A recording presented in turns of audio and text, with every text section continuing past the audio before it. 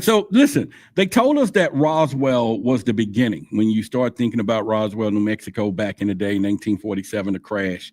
But what if it was just one of dozens? And I'm going to go in there. In fact, there were several crashes that day that they don't talk about the second one, and we'll probably go into it a little bit tonight. But a lot of this stuff was buried, erased, and rewritten into what we call myth. But tonight, I'm going to open up a vault for you.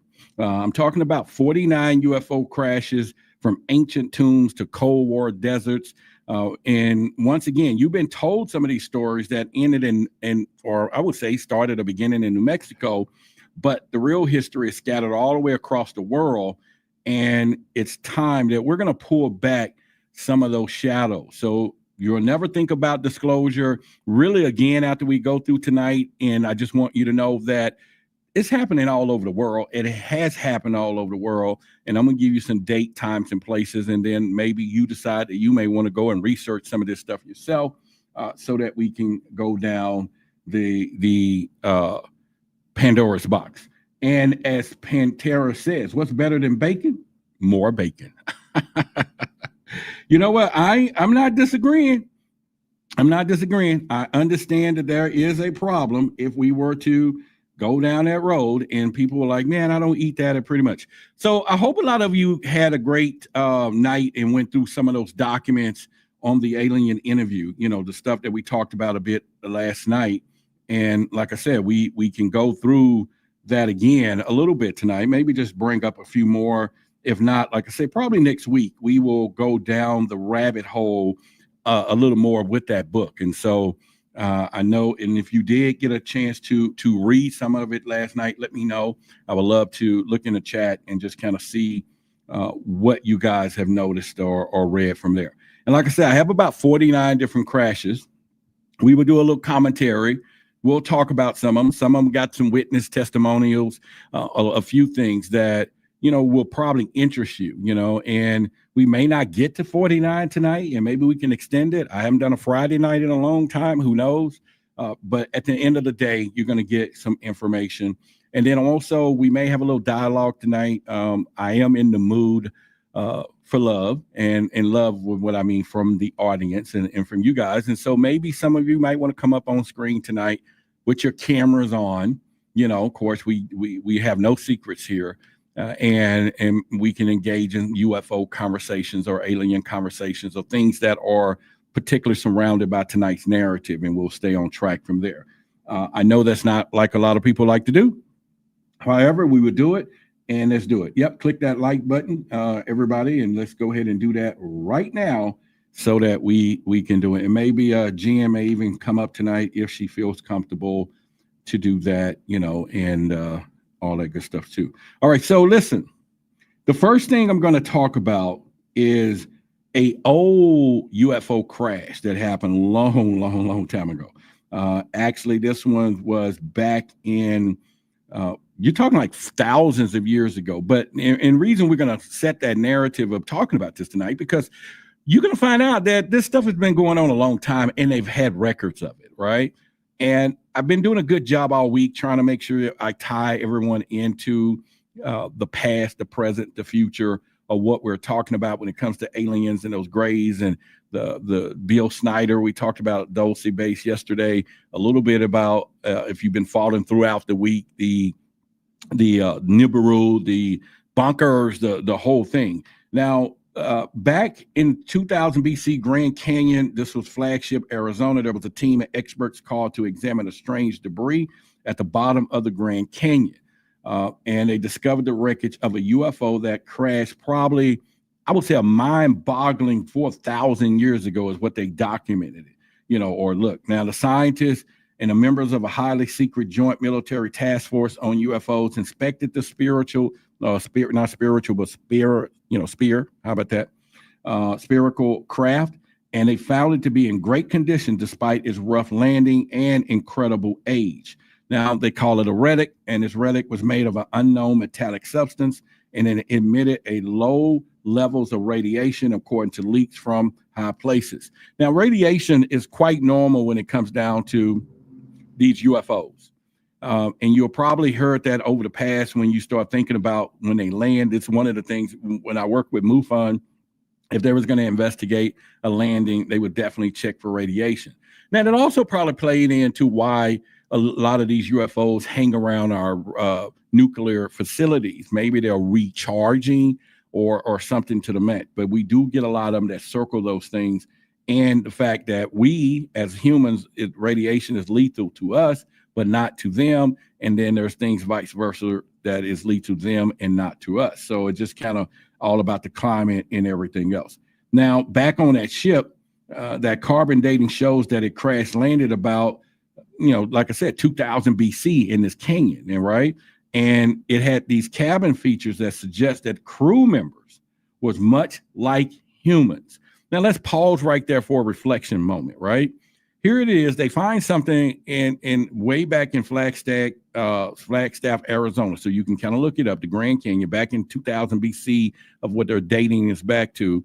They find a spherical craft in relatively good shape, still emitting radiation, and they think that the members or the people that was on this thing had human-like features. Just like we talked about last night, the alien Ariel was talking about how long we've been around, how long humans been here before, or, where we actually was probably brought here to Earth, so to speak, despite of all the cultural things that we hear and how everybody was just out of clay, and something. But at this point, it's a whole different story. But they apparently, these humans that was here breathed oxygen.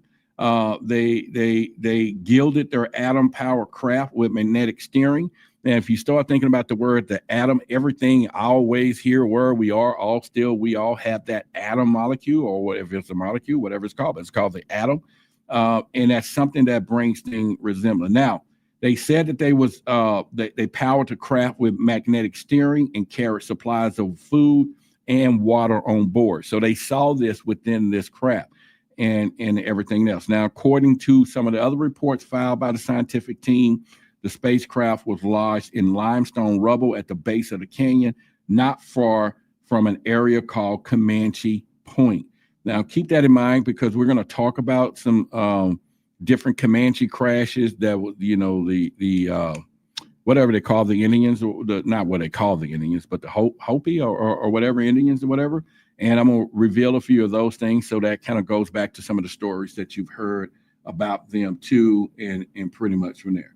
All right. So obviously the bacon has gotten to a lot of people because a lot of people know pig wig, no hard six, no, swine dying. Boy, y'all got the rhymes going tonight. And let me tell you something though. I eat it. I eat the bacon. And there was a time if a pig wanted to sneak by this office, all he had to do was dress up like a vegetable and he free pass. You figure that one out. All right. So listen, according to the reports though, the finding proves that the existence of space alien colony on this planet 3,500 years ago before, listen to what I'm about to say, before Columbus. Okay. Now all right, when you start hearing historic stuff like that, but this also let us know this is confirmed by Indian cave paintings at the time, and the Air Force secret document attests that the paintings found near the crash site show strange humanoid creatures with bubbleless heads, right? And experts believe those were the same aliens who came in ancient UFOs. Then you can go to France. There was a crash landing in France. All planet aliens made contact with the French during the 9th century and sadly got themselves stoned to death by an angry mob. See, now I want you to hear, remember I told y'all about the Akbach story. And people, when I did it on Forbidden Knowledge, they were like, some people enjoyed the story. A lot of people did. And there was a few people like, what, no, they're here to save us. And then we'll go look at some of those comments. And right here, back in AD Lyons, France, 840 AD, they got a recording that there was aliens made contact with the French in the 9th century. And sadly, the aliens got stoned to death by an angry mob. So you get that the humans themselves have always been the first one to launch the movement against these things when they get here. And then when that begins to be the known factor, then they do begin to come here protecting themselves or on aggressive nature, because just like you go out into the plains of Africa and you got to hide from, or make sure you prepare from lions, tigers, and bears, oh my, maybe they saying that about us when they get here to Earth. And yeah, Hopi, that's it, Jay Birds. Yeah, and so maybe they're saying that about us when they get here, and that's what's happening. Now, they said that the researchers said that contact between the spacemen and Earthlings was made back then, and primarily in lions here, and other things. And researchers said that the spacemen, here, and the French referred to the aliens as sky people. How many times have we heard that term over years and years of ancient civilization, ancient texts, sky people? And almost like, you know about the Tower of Babel, how they split, languages up to four corners of the earth. So therefore, that let you know that mostly everybody saw the same stuff, man, when it came down to it. Now, once again, they said that these UFOs were piloted by beings with large heads. Obviously, at this point, the large head thing was the norm, right? And maybe it is these pesky little grays that I still got the same picture. I can bring them back up as we talk, but these things go out through history that they seem to be one of the main suspects when it comes down to these aliens. But once again, they told that the pilots they had large head, pointed ears. Okay, so maybe there's something totally different, bulging eyes, much as described there today. They told the French that their origin place was called Magnolia, all right? The aliens even traded artifacts and coins with the peasants and tradesmen, and we're talking coins. This is what Aria talked about last night when we talked about in the book of the alien interview. She talked about that business was already been done billions of years ago. What we see here today, the planet system, the business systems, and everything else, then this is what we're talking about today. And that's what they were saying, you if you get what I'm talking about. So it's kind of weird that we don't think about that, but meaning we think business and trade and commerce is something that was invented, but really it was something that was brought to this planet for control from other places and everything else. Now, they also said that the aliens, of course, traded artifacts, and of course, anybody could doubt that they had coins on their planet. Maybe they gathered them up from earthly locations or whatever. But listen again, here is another thing. This is the second crash, but listen what I'm about to say. Unfortunately, an ugly dispute erupted. 4 of the aliens were seized, bound with chains. There we go again. And here it said that and according to the reports here, they held them for several days as prisoners, and they was paraded before a mob, which suddenly went berserk and stoned them to death. Once again, our culture, this is thousands of years before the first one, another one that we did something to these visitors. And you want to know, are they coming to save these earthlings? And I'm just letting you know. Now, they could easily been exploring Earth then in the 840, and their civilizations could easily master space travel they was talking about. But now we're going to move to 1884. This is in June 6th. This is Nebraska, okay? This is and the town is called Max. Max is a town, and it was just under what they call 20 blocks at the time in 1888, just miles from the seat of Dundee County, and they had a population of 914 people. According to the report there, the Nebraska Nugget in Max was this was a startling phenomenon that I'm going to share with you. And it seems that they said something like John West Ellis and 3 of his herdsmen and a number of other cowboys was out conducting a roundup. And when they was startled by a terrific whirling noise that was over their head, turning their eyes, they saw a blazing craft falling like a shot to earth. It struck behind them, being hid from view, from like I think it was a riverbank they were saying. One of the herdsmen, his name was Alf, was burnt as he approached the craft, which had created a split on the ground as it dragged to stop. And he was taken to Ella's home and was treated with burns. There was another one named Rollins. He was the brand inspector for the district. He came to inspect the scene. He said he reported in 1887 saying that one piece that looked like a blade of propeller screw or metal or appearance like brass, about 16 inches wide, 3 inches thick, 3.5 feet long, was picked up. So let's use our mind, our vision right here again. We also are seeing that we're having a lot of crashes. So a lot of them crash here, just like Roswell and everything else. Maybe it's the Earth gravitational pull or something that they underestimate when they come, but sounds like that they crash and everything else. Dr. Strange says, I come in peace. Bam, rock to the dome. Okay, Philly Cat said, Magnolia, interesting. I wonder we call that, if anything. Yeah. Are you going to tell more about that interview with Sharon yesterday? Yeah. And which book it was from? Yeah. The book it was from, Campfire Queen, is this alien interview. So we'll probably talk about that again a little bit later tonight. We can do that. And like I said, we may not get to all 49 crashes, but I'm gonna try to just get you a lot of them so you can get a different perspective. This crash here happened in 1897, April the 17th, in Aurora, Texas, which is Texas where I'm at. And maybe one of the strangest cases out there that involved the UFOs occurred in the town of Aurora. Many people believe that this was a hoax.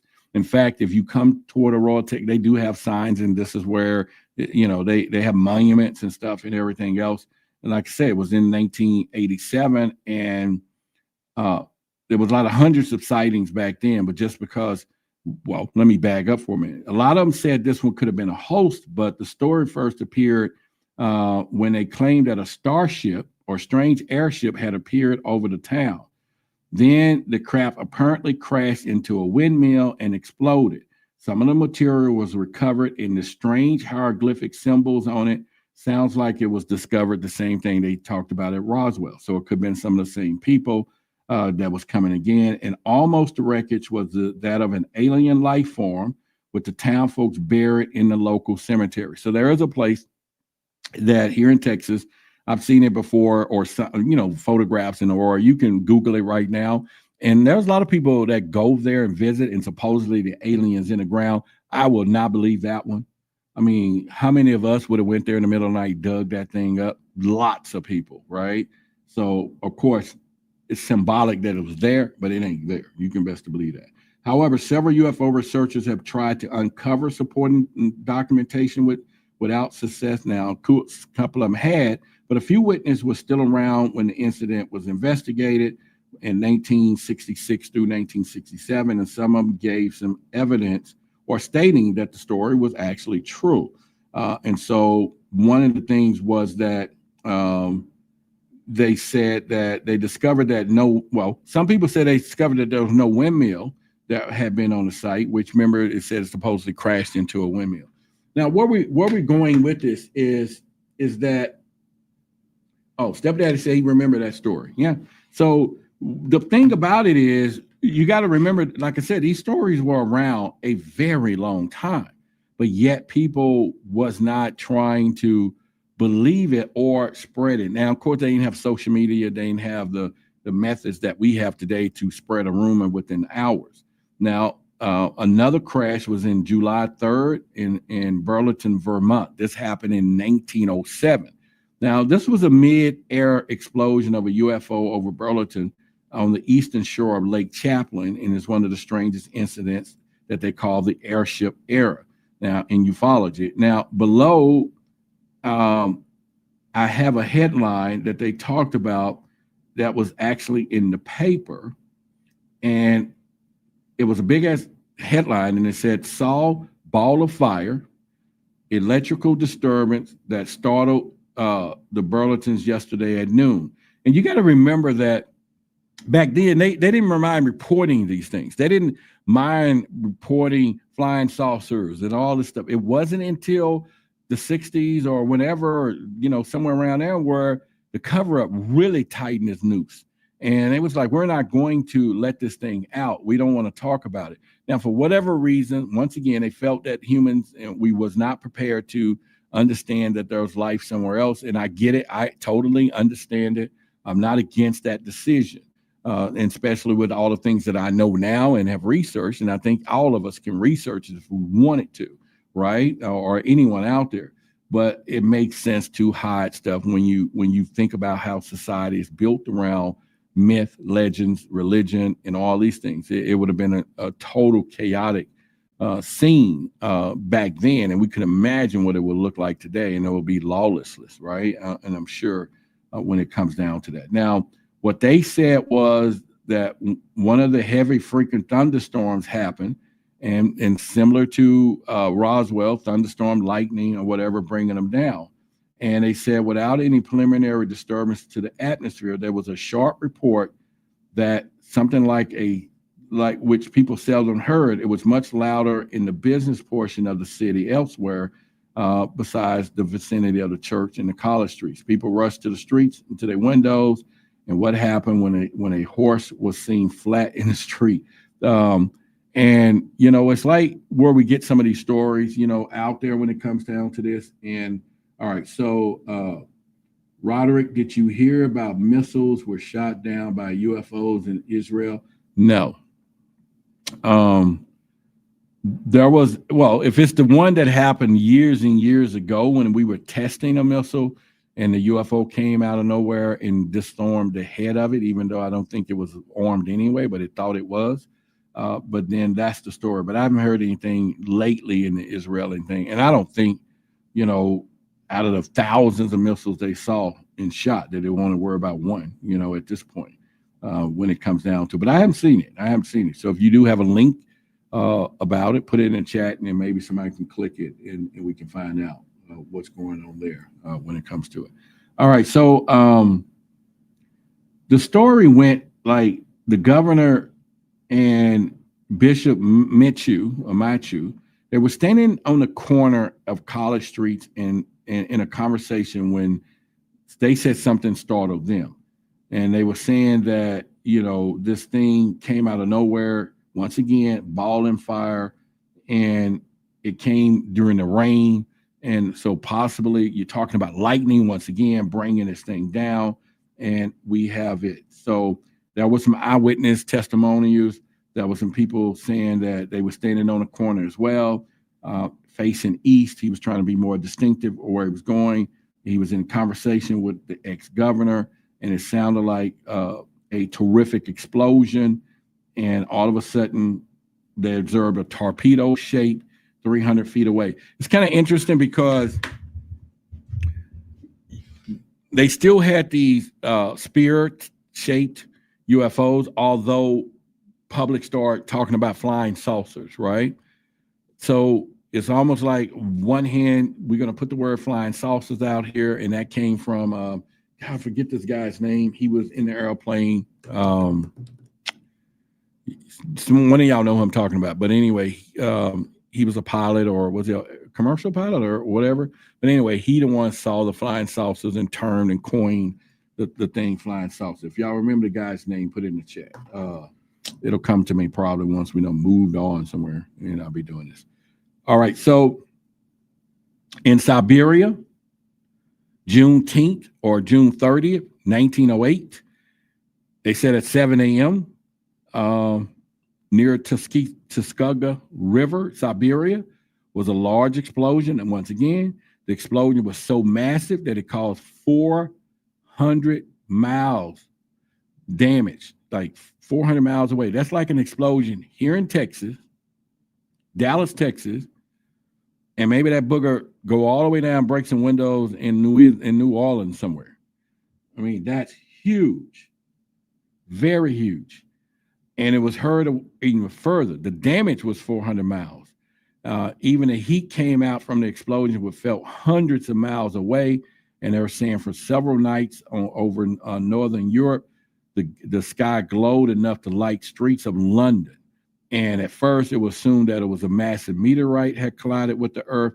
But given the remoteness of the area, it was not until 1927 when an expedition went out and mounted to investigate the crash area, and they could not locate any bits of meteorite, which would it puzzled them to do that. But anyway, after they kept looking and looking, I think in result they figured it was a crash, and it wasn't a nuclear explosion because they didn't have all that back then. But they then find out most people believe that it was, or not most, but they believe there was an alien crash ship. Now, for something that big, we have to think of term mothership type stuff, right? That will extend damages 400 miles away, and then also come back to, and people can hear it from somewhere else. Let's go to Mount Pleasant, Iowa. October the 28th, 1973. Hawkeye newspaper included a story from Mount Pleasant, and resident Clint, who was 75 years old at the time, said he maintained about 10 a.m. in the morning on June 3rd, 1920. He saw what he later claimed to believe an extraterrestrial spacecraft land while he was fishing. Lynch said he was working in his father's farm 6 miles northeast of town when he took the morning off to go fishing. And he, quote unquote, says, "I remember the year because I got married in 1920. And he said, adding, he was able to remember the exact date was his birthday. He said, while fishing, he saw a large egg-shaped object of a cream can land silently above 15 feet from his river perch where he was. The object sat there for about 15 minutes, not bothering him or anything. And he says, I wasn't in a hurry to jump up and run over to it. He said, I'm glad I didn't. It might have killed me. Just thought about going over to take a closer look. So once again, we're having all of these descriptions, and I wanted to point that out, of these spear type crafts. And it's almost, as we continue to hear these things, and hopefully they'll start turning into flying saucers, it's almost like the flying saucer theory was made up. Because the real deal that people have been seeing, and then when, what's his name? The air pilot, Fravor, was it Fravor and Ryan Graves or whatever, they saw a spear, tic-tac, right? They saw something totally different. So the tic-tac became infamous. And then, of course, you have the flying saucer stuff. And so it just kind of changed there. What do y'all think, though, when you start hearing stuff? Oh, let me see what's going on in the chat. Y'all know Kenneth Arnold. That's him. Yeah, Jay Birds. Oh, y'all own it tonight. Yeah. Kenneth Arnold was the American pilot after his sighting of the unidentified objects near Mount Rainier, and then they termed the coin the flying saucers from there. So, yep, Kenneth Arnold. That's it. But anyway, so Lynch said that without a sound, without turning around, the grass where it hit was pressed down, almost like those crop circles. Okay. He said the object left no damage or burnt marks on the grass where it had landed, and that the blue and translucent object would have been camouflaged in the sky. And he didn't know what to believe about it at the time, and he still don't. He concluded that it wasn't from Earth. And because of the object was small, Lynch said it could have been occupied by an intelligent life. He said he don't know. But also he observed the sighting different from the UFO reports because the object he saw moved slowly and probably about 4 or 5 miles per hour, and it was small. And so, again, there is another story that changes everything when it comes down to this, and pretty much. Rooted said, we had something shoot across the sky in the broad daylight in New York City, right? Or North Carolina. And I believe one state saw it, and it looked suspect to me, but definitely not a meteor in a weatherman. Yeah, I think I saw a post recently, yesterday or today. Somebody was posting that, I think it was Atlanta, that there was some fireballs or something that was coming down, and pretty much. And so there was people posting about that, and maybe that's true. And we can go that, yeah. All right, so real quick, in Pakistan, this is just a quick, there was a UFO explosion mid-air over Pakistan. This is in 1923. Debris rains down, destroying a few buildings. The fire lasts for hours, leaving a melted slag and thin wires. There was one in Australia, 1930. A small humanoid aliens show up at a farm asking for water. See, now that one right there tells you enough. The aliens said, hey, y'all got some water? You got some water. Water is it's the main thing, you know. And if you look at some of the movies, remember some of those aircraft was coming to the world and stealing water. Water today, we are water beings. Earth is 73% water. You know, we are born in water. You know, maritime laws, the whole thing of our birth, the birth canal, birth certificate, the doc, you know, bringing a baby in, and everything. Our whole system is built around water. You know, everything, and so that gets you kind of going the significance of water when you start thinking about it. So I think it's something for people to be looking at, man, and you know, water. So hey, some of you picked up those water codes yesterday, so cool. All right, so in 1930 in West Australia, like I said, this was a small humanoid alien shows up asking for water, shot to death by the farmer. He said, once again, shot to death by a farmer. Y'all kind of see where this is going. I done talked about 5 crashes, 6 maybe. 3 of the 6, we took them out. And once again, we wonder why they do what they do when they come here. Black Forest, Germany in 1936. There was a lot of stuff there, but they also talked about aircrafts and crash saucers. Now it changed to flying saucers and everything else. And so those are things. I'm going to skip that one. In Poland in 1938, UFO crashed there in the area near Jelena. According to the Soviet Russian authors, evidence in recovered in the crash site was seized by Nazi Germany at the invasion of Poland. And that inspired Nazi scientists to construct the disco plane, which they labeled V7 and others referred to as AE7 and B7. This account, and so remember I was telling y'all we could have been speaking German because of the power of the Nazis and all that, because they had already had this stuff. Yeah, so that was something once again that we had to think about, you know, when it came down to that. Now we have the United Kingdom. I'm gonna find one real quickly that has a little more twist to it for you, something to get us to think about what's going on. This one had let's go here.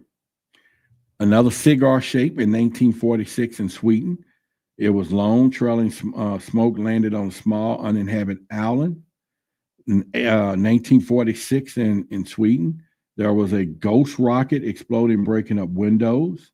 In 1946 in southern Sweden, there was a small dirt-winged plane shaped with tips exploded and crashed into the water.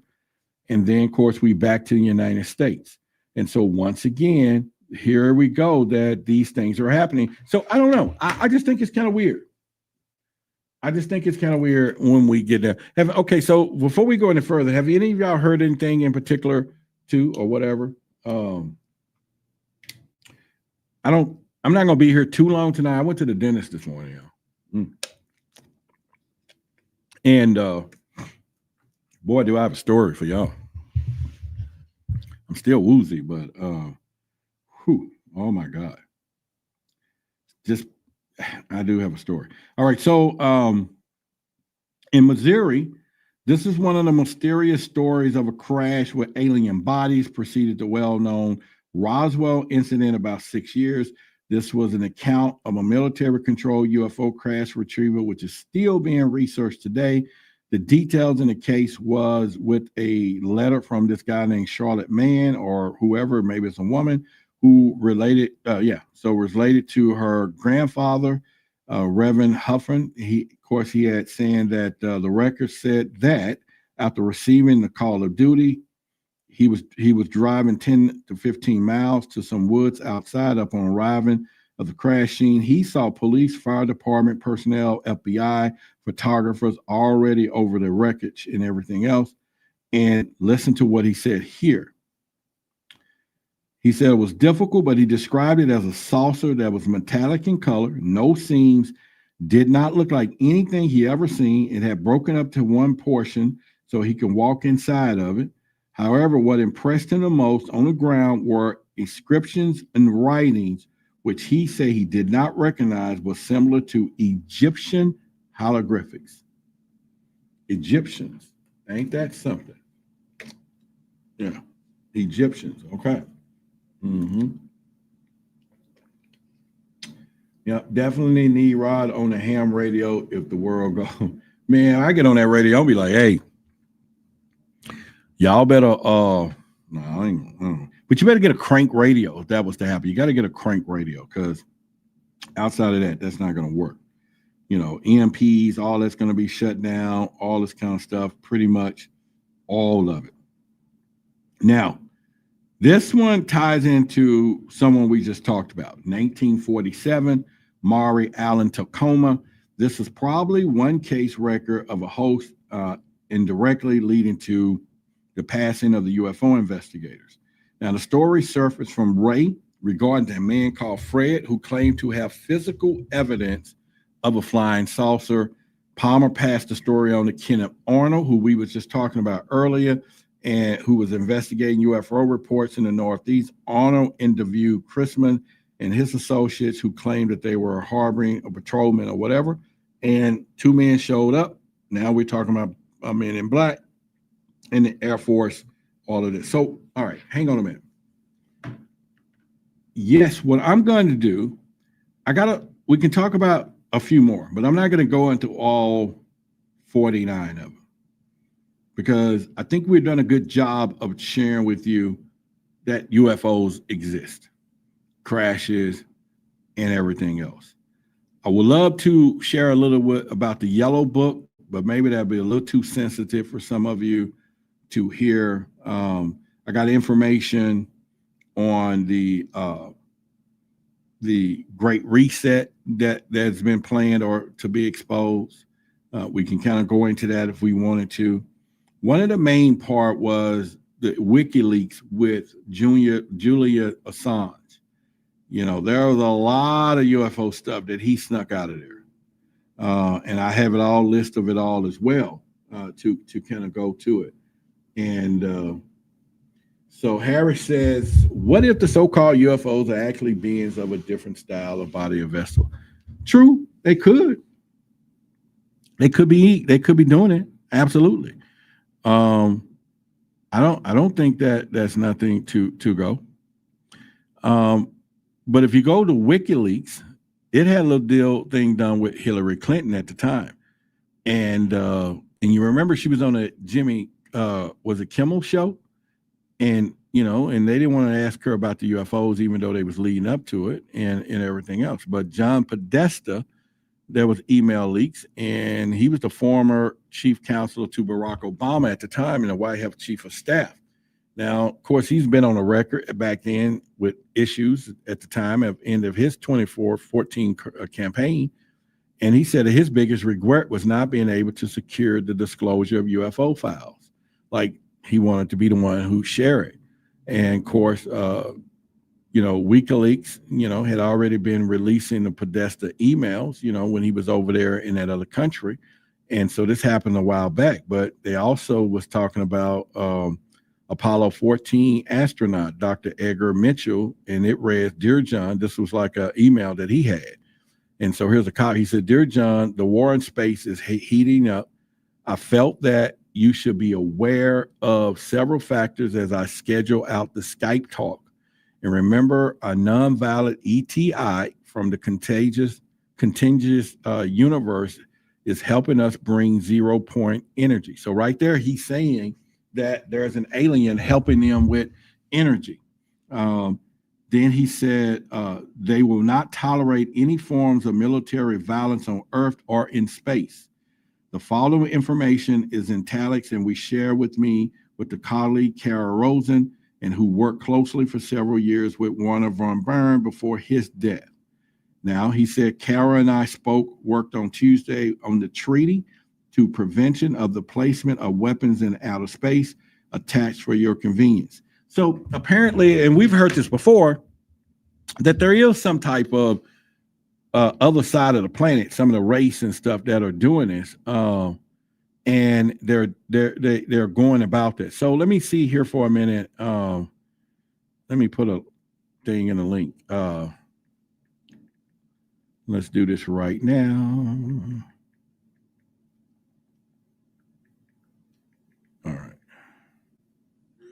All right, so let me find what I'm looking for here. Hang on a second.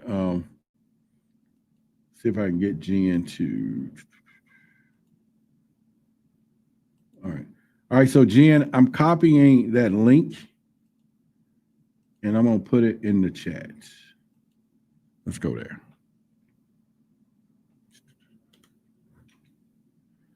Well. Hang on, y'all. All right, so I'm gonna put the link in the chat to get someone on the screen with us. So let me know if you got the text or you come in or whatever. Click it, it'll pop it up. So yeah, so I put a link in the chat for a couple of people to pop up on stage with us to have a little part of the conversation. And like I said, we ain't just doing no stage hopping for some of y'all. So don't just hop up and be like, you know, if you have something to say about these UFOs and what we've been talking about this week, you can add to the conversation. And like I said, everything else. And so let's see. Let's put what we got here. All right, so Jen, I put the chat up. Let me make sure she got that. Oh, there you go. Give her a second. All right, so Law Jack is in the house. What's going on? So I'll keep talking a little bit before Jen hops up with us.